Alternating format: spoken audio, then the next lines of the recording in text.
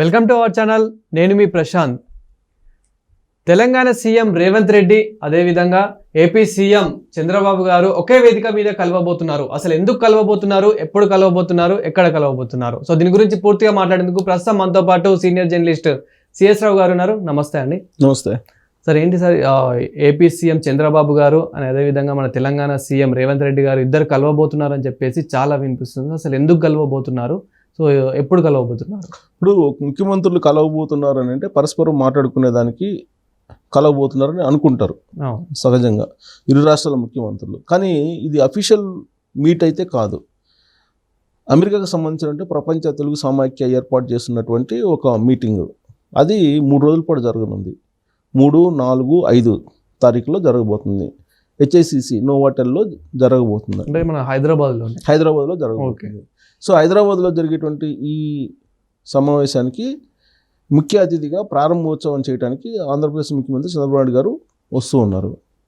ముగింపు సమావేశం చేయడానికి రేవంత్ రెడ్డి గారు హాజరవుతున్నారు. అయితే వీళ్ళిద్దరూ ఒకే వేదిక మీద ఒకేసారి ఉంటారంటే ఉండే అవకాశం లేదు. ఫస్ట్ రోజు ఈయన వస్తారు, ఓపెన్ చేస్తారు. లాస్ట్ రోజేమో ఆయనేమో ముగింపు సమావేశం చేస్తారు. మధ్యలో చిరంజీవి, మెగాస్టార్ చిరంజీవి 4వ తారీఖున ముఖ్య అతిథిగా హాజరవుతారు. సరే, వీళ్ళు హాజరయ్యి ఏం చేస్తారు? ఊరికే ఉపన్యాసం చేసి వెళ్తారా అని అంటే ఏ ముఖ్యమంత్రి అయినా ఇప్పుడు ఉండేటువంటి పరిస్థితుల్లో ప్రపంచవ్యాప్తంగా నెలకొన్నటువంటి సంస్కరణలు, ఆర్థిక సంస్కరణలు, లేదంటే ఈ వాణిజ్యపరమైనటువంటి అంశాలు ఇవన్నీ కనుక చూస్తుంటే కనుక పోటీ ఏర్పడింది రాష్ట్రాల మధ్య. దేశంలో ఉండేటువంటి అన్ని రాష్ట్రాల మధ్య పోటీ ఏర్పడింది. ఏ రాష్ట్రం ముందుంది, ఏ రాష్ట్రానికి ఎక్కువ ఇండస్ట్రీస్ని తీసుకెళ్ళాలి, ఏ రాష్ట్రానికి సంబంధించినటువంటి వాళ్ళు పెట్టుబడులు ఎక్కువ తీసుకెళ్తున్నారు, అలాగే FDIలు ఫారిన్ ఇన్వెస్ట్మెంట్ ఎవరికి ఎక్కువ వస్తుంది, ఇవన్నీ కూడా క్యాల్కులేట్ చేస్తున్నారు. ఇవన్నీ కూడా రేపు ఎలక్షన్ అప్పుడు ఫ్లేవర్ అవుతాయి. ఇప్పటికే తెలంగాణ ముఖ్యమంత్రి రేవంత్ రెడ్డి గారి మీద బీఆర్ఎస్ పార్టీ వాళ్ళు విమర్శిస్తున్నారు.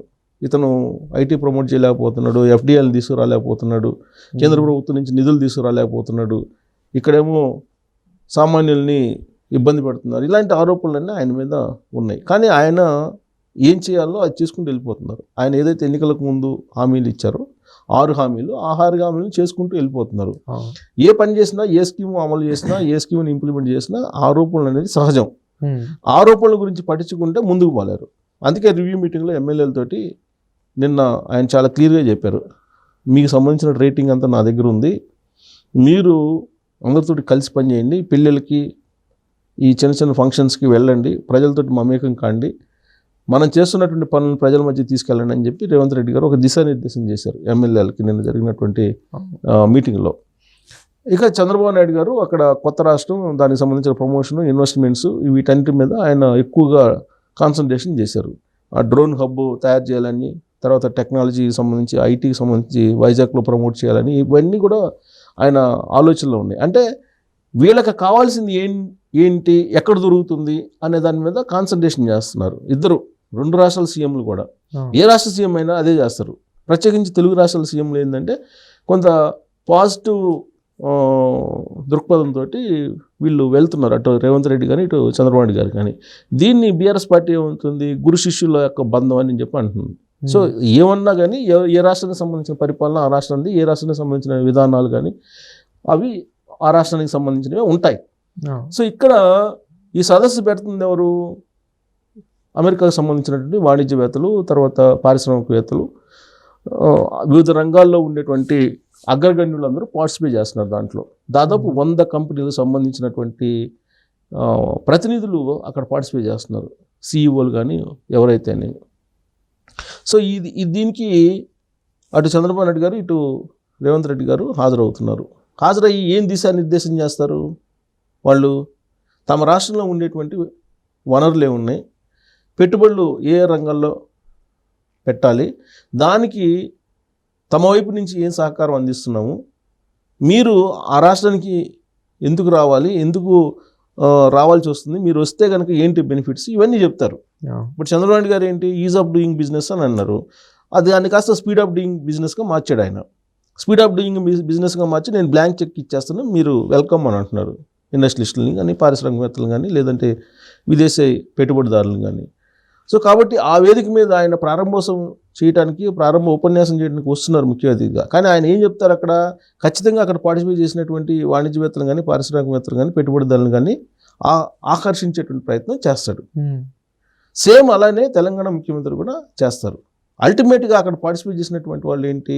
బిజినెస్ మాడ్యూల్, బిజినెస్ని ప్రమోట్ చేసుకోవటం, బిజినెస్కి సంబంధించిన ఒప్పందాలు కుదుర్చుకోవటం, ఇవి జరుగుతాయి. ఆ సదస్సు ఉద్దేశమే అది. అలాగే సంస్కృతి సాంప్రదాయాలు, అలాగే తెలుగు సమాఖ్య, ప్రపంచ తెలుగు సమాఖ్య కాబట్టి సంస్కృతి సాంప్రదాయాలు, వాటి గురించి కూడా మాట్లాడుకుంటారు. సో ఇలా సంస్కృతి సాంప్రదాయాలతో పాటు తెలుగు రాష్ట్రాల్లో పెట్టుబడులు పెట్టడానికి ఏ రంగాల్లో బాగుంది? ఫార్మా రంగంలో బాగుందా? ఐటీ రంగంలో బాగుందా? లేదా మ్యానుఫ్యాక్చర్ సెక్టార్లో బాగుందా? లేదా ఆంధ్రప్రదేశ్కి వచ్చేటప్పటికి ఓడరేవులు ఆల్రెడీ ఉన్నాయి, అక్కడ ఎక్స్పోర్ట్ ఇంపోర్ట్ బిజినెస్ బాగా ఊపందుకుంటుంది. సో అక్కడ ఏ ఏరియాలో పెట్టుబడులు పెట్టచ్చు, ఎక్కడ అనువైన ఉంది, ప్రభుత్వం వైపు నుంచి తెలంగాణ ప్రభుత్వం ఎలాంటి బెనిఫిట్స్ ఇస్తుంది, ఆంధ్రప్రదేశ్ ప్రభుత్వం ఏ బెనిఫిట్స్ ఇస్తుంది, ఈ బేరీజ్ వేసుకున్న తర్వాత ఒప్పందాలు కుదుర్చుకుంటారు. ఓవరాల్గా ఏంటంటే ఒక 5 లక్షల కోట్ల రూపాయల ఒప్పందాలు కుదుర్చుకోవాలి అనేది ఒక అంచనాకి వీళ్ళు వచ్చారు. సో అంచనా ప్రకారమే వీళ్ళిద్దరూ ఆ పార్టిసిపేట్ అయినటువంటి వాళ్ళల్లో ఆకర్షించడం కారణంగా ఈ 5 లక్షల కోట్ల రూపాయలు వీళ్ళు తమ రాష్ట్రాలకు రాబట్టుకోవాలి అనేది ఎవరికి వాళ్ళే ప్రయత్నం చేస్తున్నారు. దీంట్లో గురు శిష్యులు లేదు, ఎవరు ఏం లేదు. ఎందుకంటే రేపు పబ్లిక్కి అయితే సమాధానం చెప్పాలిగా, సమాజానికి సమాధానం చెప్పాలిగా. కాబట్టి ఎవరి ప్రయత్నంలో వాళ్ళు చేస్తారు. తెలంగాణ అనేటప్పటికీ వడ్డించడం ఇస్తారు. తెలంగాణకి ఎవరైనా వస్తారు, ఇండస్ట్రియలిస్టులు ఈజీగా వస్తారు రాయితీలు ఇస్తే కనుక. అయితే తెలంగాణ కన్నా కూడా ఎక్కువ రాయితీలు ఆంధ్రప్రదేశ్ ఇస్తానని చెప్పి ఆఫర్ చేస్తుంది. కాబట్టి రేపు ప్రజెంటేషను చంద్రబాబు నాయుడు గారు ఏం ప్రజెంటేషన్ చేస్తారు, లేదంటే రేవంత్ రెడ్డి గారు ఏం ప్రజెంటేషన్ చేస్తారు, వాళ్ళు ఇచ్చేటువంటి స్పీచ్లో ఎన్ని ఆఫర్స్ ఇస్తారు, వాళ్ళకి ఎన్ని రాయితీలు ఇస్తారు, దాని మీద ఆ ఒప్పందాలు జరిగేటువంటి మోతాదు ఉంటుంది. సో టోటల్గా ఏంటంటే ఒక 5 లక్షల కోట్ల రూపాయలు టార్గెట్కి పెట్టుకుని వెళ్తున్నారు ఇద్దరు సీఎంలు అనేది ఇప్పుడు న్యూస్ వస్తున్నటువంటి న్యూస్. 5 లక్షల కోట్ల రూపాయలు అంటే ఇది ఇట్స్ నాట్ ఏ జోక్, పెద్ద అమౌంట్ పెట్టుబడులు. ఆ మేరకు కనుక ఒప్పందాలు కుదుర్చుకోగలిగితే తెలంగాణకు కానీ ఆంధ్రప్రదేశ్కి కానీ మొత్తానికి వచ్చినటువంటి వాళ్ళని అట్రాక్ట్ చేయాలి కదా. అట్రాక్ట్ చేసి తెలుగు రాష్ట్రాల అభివృద్ధి కోసం అయితే ఆ ఒప్పందాలు కుదుర్చుకోవాలి. దానికోసం వాటి గురు శిష్యులు పోటీ పడుతున్నారని చెప్పి అనుకోవచ్చు ఒకటి. ఇంకా సంస్కృతి సాంప్రదాయాలు వీటి కోసం అనేది చిరంజీవి ఆల్రెడీ మెగాస్టార్ ఆయన హాజరవుతున్నారు. ఆయన ఏదో సినిమాకు సంబంధించి లేదంటే సంస్కృతి సాంప్రదాయాల గురించి ఆయన ఏదో మాట్లాడుతుంటారు. అది పెద్ద ఇష్యూ అయితే కాదు, బట్ సంస్కృతి సాంప్రదాయాలు కాపాడుకోవాల్సిందే. ఎందుకంటే ఏ దేశానికి వెళ్ళినా కానీ ఆ సంస్కృతి సాంప్రదాయాలు ఉంటేనే ఇటువైపు చూస్తారు పెట్టుబడిదారులు.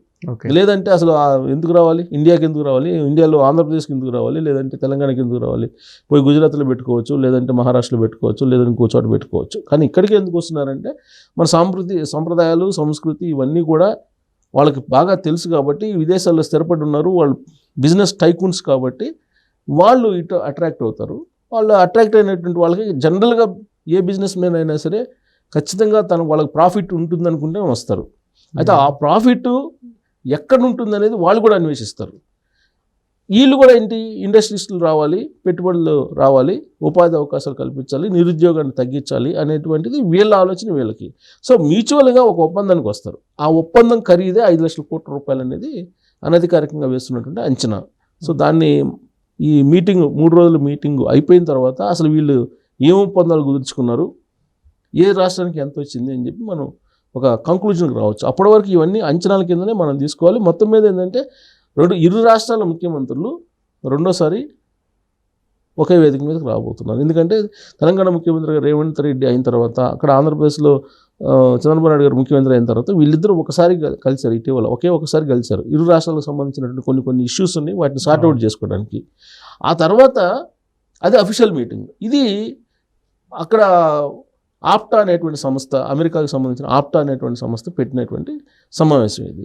ఈ ఆప్టా పెట్టినటువంటి సమావేశానికి వీళ్ళు ముఖ్య అతిథులుగా హాజరవుతున్నారు కాబట్టి ఇది అఫీషియల్గా ఆ రాష్ట్ర ప్రభుత్వం ఈ రాష్ట్ర ప్రభుత్వం కలిసి ఏర్పాటు చేసుకున్నటువంటి సమావేశం అయితే కాదు. అయినప్పటికీ ఇద్దరు ఒకే వేదిక మీదకి వస్తున్నారు కాబట్టి కొంత ఆసక్తికరంగా ఉంది. ఎవరు ఎలా అట్రాక్ట్ చేస్తారు ఆప్టాని అనేది మనం చూడాలి. Thank you sir. Thank you.